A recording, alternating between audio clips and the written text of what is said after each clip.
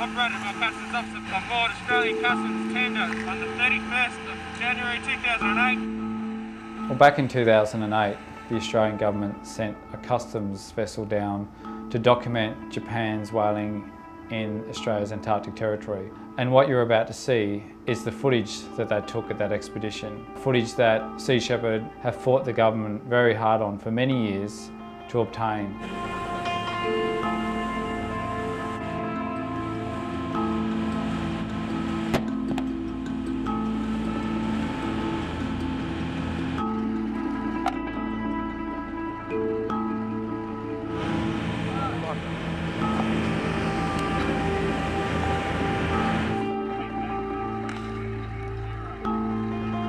So the area that these whales are being hunted in is in a Southern Ocean whale sanctuary.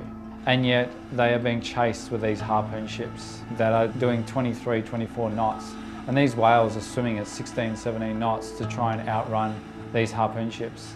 But eventually they come up exhausted.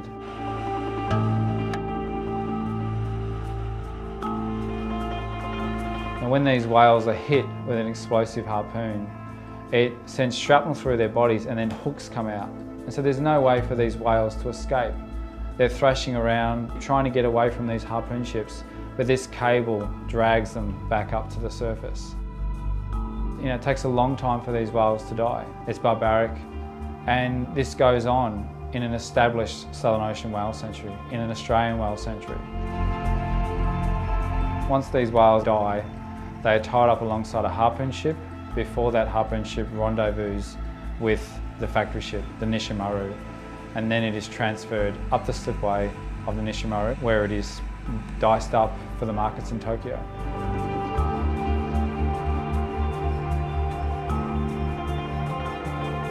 Although this footage was taken in 2008, we still have the Japanese whaling fleet heading down to the Southern Ocean whale sanctuary to kill whales. And unless there is action from our Australian government, in 10 years' time, we are still going to see whales being killed in an established whale sanctuary. I guess the question has to be asked is, does the Australian government, represent the wishes of the Australian public that want to see an end to whaling, or Tokyo? It's time the Australian government stepped up and sent a vessel south.